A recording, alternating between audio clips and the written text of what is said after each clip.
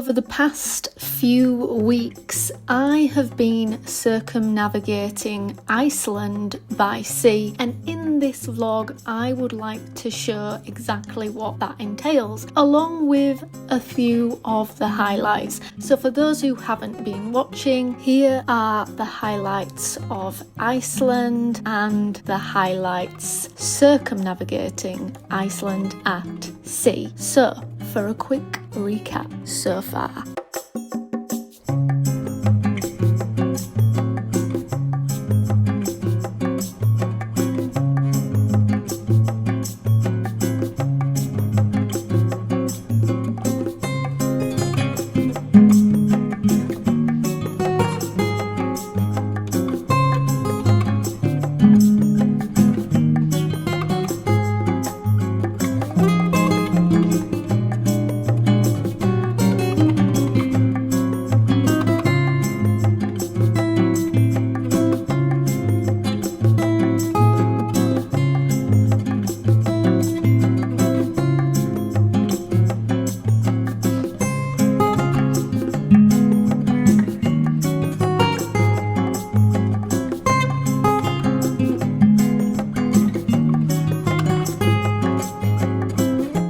That was everything I showed you on land, which can be viewed in more detail on all the previous vlogs. But what actually happened in between?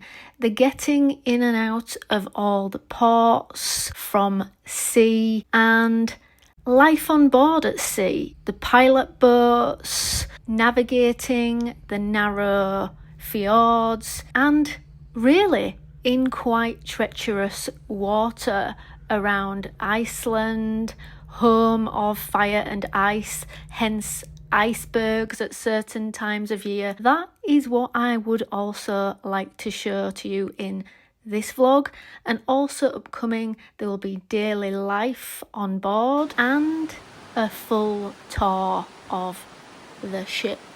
But for now, let's look at life at sea. So one thing that I have not shared yet is from whence our voyage took place.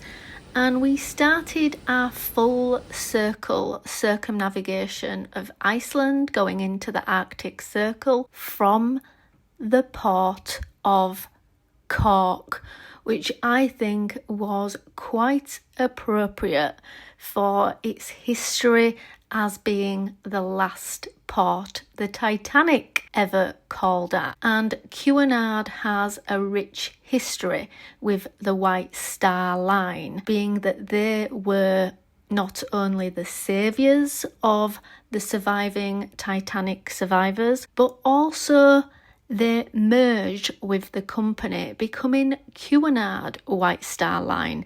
So people often ask whatever happened to the White Star Line after the Titanic. Well, obviously, for obvious reasons, they did go out of business, but the Cunard bought the company and became Cunard White Star Line. As a result of that, Cunard tried to keep their ships looking as traditional as possible, with also the strictest dress codes of any cruise ship, which I actually love. I love the glamour on the evening, but then the natural delights to be seen through the day. And there is no greater way to explore the world, in my opinion, as it is the most sustainable way to travel. And Cunard has lots of sustainability efforts in place to protect the oceans, including using green biofuel that they get from Norway. But more on that in another vlog. For today, I'd like to share some more with you about the port of Cork, which we actually spent some time in before circumnavigating Iceland. So for anybody who doesn't know, Cork, or Cope as the Irish say, I am part Irish, my mum's half Irish. My granddad is full Irish, so I should be able to pronounce that, but I can't.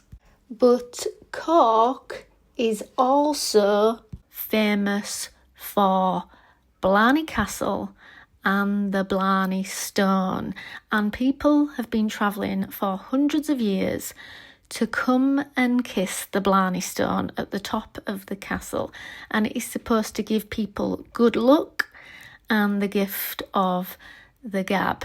Here are some people also kissing the Blarney Stone. We did also do it, but unfortunately we didn't manage to capture it on camera. But here it is, and also the beautiful grounds of Blarney Castle and Manor House.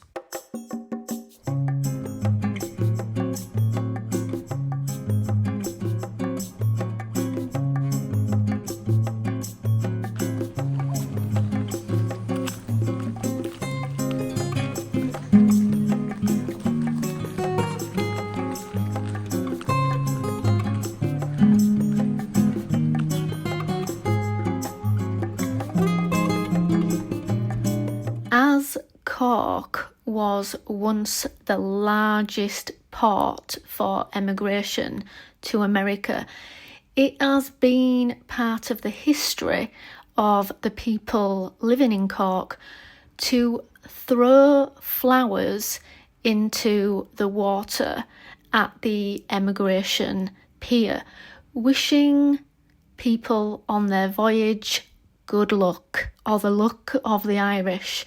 And that is still something that happens today.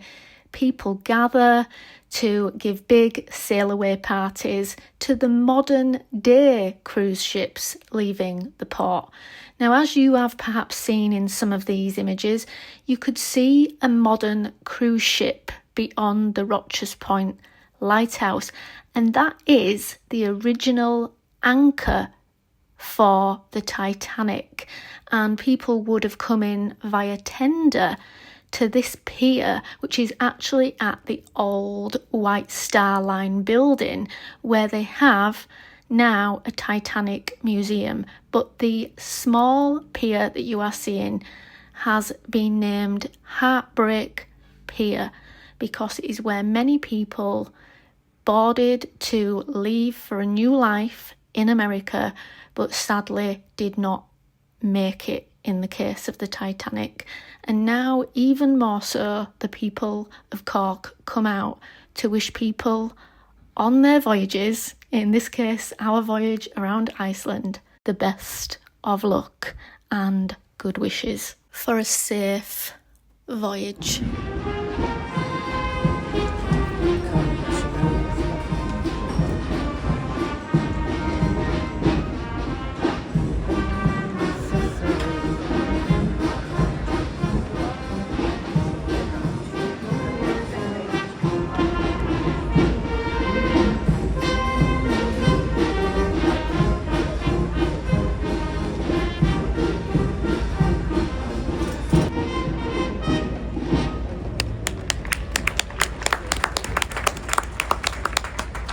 And with that fantastic send-off of Irish hospitality, it was time for us to sail the same path that the Titanic passengers did, past the pier and round the Rochers Point lighthouse where the anchor was, and off into the Atlantic to start our circumnavigation of Iceland. So for the purpose of this next image showing our route, please ignore the fact that my iPhone is showing my camera still at home. I did leave that camera at home and brought another one with me, but this was really for the fact that I wanted to show you the route all the way up from the bottom of Cork to the first port of Reykjavik. We were lucky enough to actually get an overnight in Reykjavik, so we got to see and do quite a lot, because from the city of Reykjavik it is possible to see the Golden Circle, sort of some of the main highlights of Iceland really, such as volcanic craters, the Stokkr Geyser, Gullfoss waterfall, which obviously I showed in the Reykjavik vlog. From Reykjavik, it's also possible to go spend a day at the Blue Lagoon. And with it being a relatively small city, I believe, from my perspective, it's just a stone's throw from quite a lot of natural beauty in Iceland, mainly because Iceland is so underpopulated as well. There are not many built up areas. So, for a quick reminder of everything that was possible to go see from Reykjavik, we had a walk around the lovely city, obviously the most northern capital city in the world. People are friendly. We visited a cigar shop where the owner kindly gave me a chocolate coin. We also visited a geothermal plant, which showed us it was the most renewable energy in the world. And we visited the Golden Circle, visiting Gullfoss waterfall, the volcanic crater, the tectonic plates and the Stokker geyser. It's also possible to see the Blue Lagoon from here, but then we were on our way and out of Reykjavik on to the next port of the smaller town of Ísafjörður. Ísafjörður was a very, very small town or large village. You can see it from above shortly. It is kind of a one high street type of town, but it is possible to visit Dayandi waterfall from this port, and I also showed you this in the Natural Wonders vlog, but here's a quick look back at that. Coach is one of the easiest ways to get around on Iceland and probably one of the most sustainable ways than driving individually. This is how we saw most of the sites that we did. We also in Ísafjörður explored the quaint little village, getting to know some of the local people, some of the local customs, along with some of the local cats, before we left Ísafjörður and sauntered along the fjords to our next port of Akureyri. But it's at this point I've got a few things to share with you along our next phase of the circumnavigation of Iceland, as it's at this point we passed into the Arctic Circle. I'd also found out a few things from the locals, such as this. Is it recording? Oh, the centre of the fjords. Apparently that is a troll's seat, according to folklore. My mum posed for a few pictures in front of the troll's seat, and then we were on our way. As for this next bit, anybody who has seen Muriel's Wedding will know exactly what we're talking about. Bye, Papa's Pin. So we are just waiting to leave Ísafjörður, and it's taking quite a while to do kind of like a 3-point turn with the ship. So with a little help from the pilot boats, we were on our way up the fjords. You will find with any kind of fjord cruising, the pilot boats actually stay with you for a little longer than a simple normal navigation from a regular port. And that is because the people that are obviously captain of the pilot boat know the fjords best.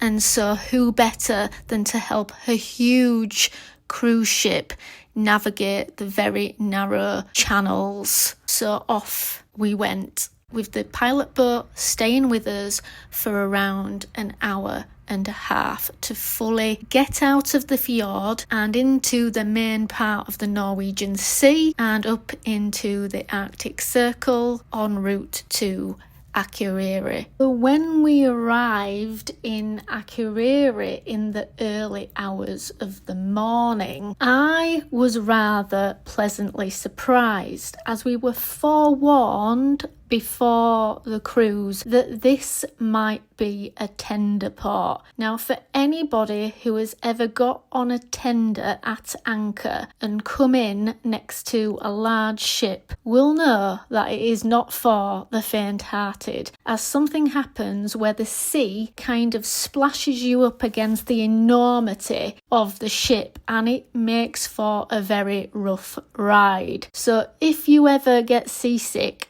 this is something you want to avoid. And it was my partner's first ever cruise, so I was a little worried here that if it had have been a tender port, we would have been in for it. Luckily, we managed to get to the port first, or should I say second, next to this other ship, but there were 2 moorings in the port of Akureyri, so we were lucky, and it was the Princess ship that actually came in behind us that had to be at anchor. Cruise ships are also one of the main livelihoods of these very, very small towns, with a lot of the towns catering largely to the tourist trade. So this is me trying to get a thumbnail, probably for this very video that you are watching.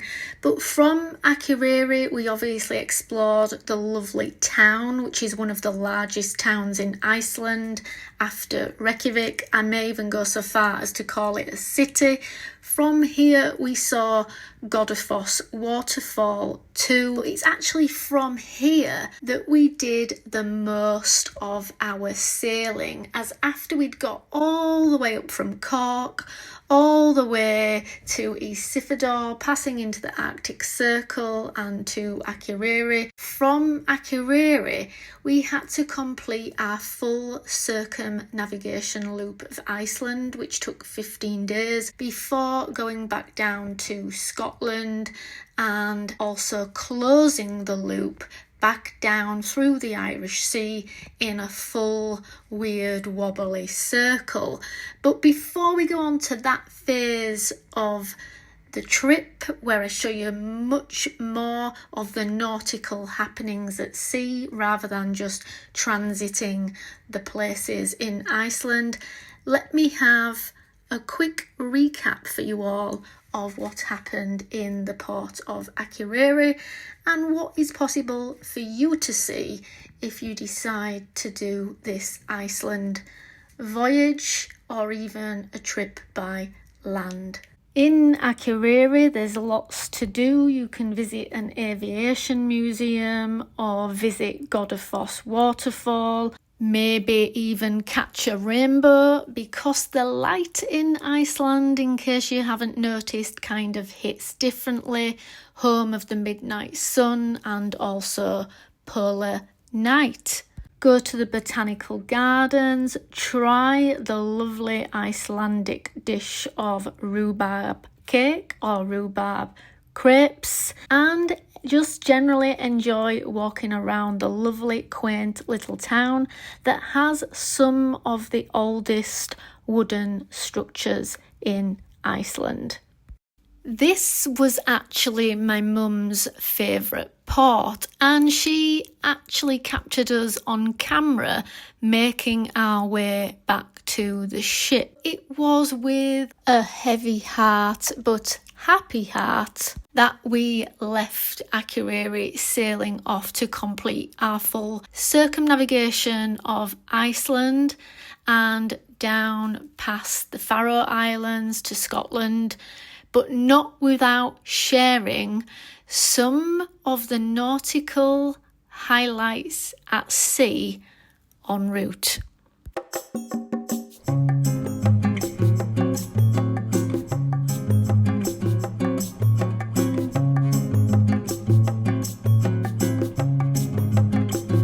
Just leaving Akureyri behind us now, and this is the fjord, and you can see the waterfall in the background. And we're about to now head up the top of the fjord. Sorry, my hair is a bit dishevelled, it's very windy and I've forgotten my headband. But we are leaving Akureyri behind us. I've been saying that all day. I don't even know if that is the correct pronunciation. It's very hard to talk Icelandic, speak Icelandic. And we have basically gone all the way around the bottom, past Reykjavik, into Ísafjörður, along the top to Akureyri, and we are now completing the last part of the circumnavigation around the top fjords, passing into the Arctic Circle and coming down the side of Iceland to fully circumnavigate Iceland, having gone into the Arctic Circle and then heading off to Scotland. It's always very peaceful on deck 3 because most people are up on the top deck watching, but I've learned that nobody plays music on this deck, so it is always more peaceful, whereas the sail away parties up on the top deck have lots of bands and music for people that want to have a drink. But if you want a peaceful walk on deck 3, you can just have a walk around. And there is the midnight sun, in the land of the midnight sun. And all the ice still on top of the mountains.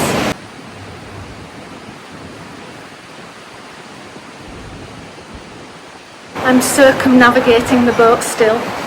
Whilst we circumnavigate Iceland, I'm just heading to the bow on deck 3 because I've been told that there may be some whales. Iceland is rich with whales, orcas, both kinds of whales, sperm whales, blue whales I think, all kinds of whales. Will we be so lucky to see one on the rest of this trip?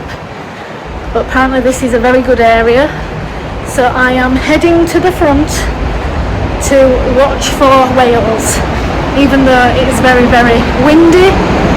I hope you can all hear me amongst all the ship noises. If not, I will have to try and put subtitles on this for you all. Right, let's head to the front.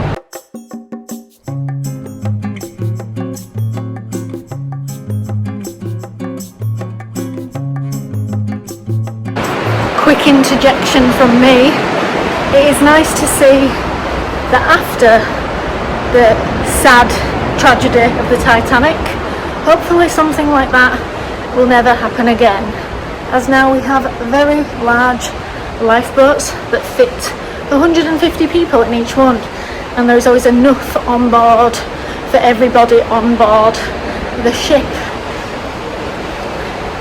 So, if I haven't already told you in this vlog, in some of the recent Iceland vlogs, I did talk about how before we set off to Iceland, we came from Cork, which was of course the last port of call that the Titanic set off on. Hopefully we are not going to the same fate as that sad tragedy. But on to happier things, let's go look for whales. So at the front, because we're actually quite low down in the ship, we've got all these metal guards, and this is like an open viewing window. You can actually reach my hand out of there. It's not glass, it's a viewing lookout. So let's have a look for whales.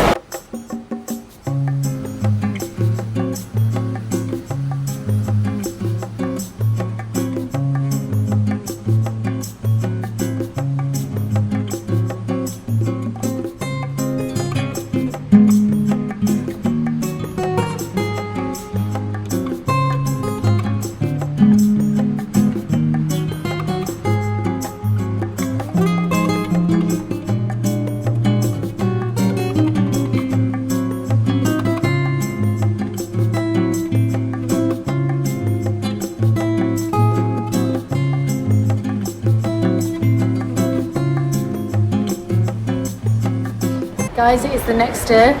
It is very windy still, as you can see through the blusteriness of my hair, and I didn't see any whales. However, there are rumours that there is a dolphin that has been spotted from the pavilion.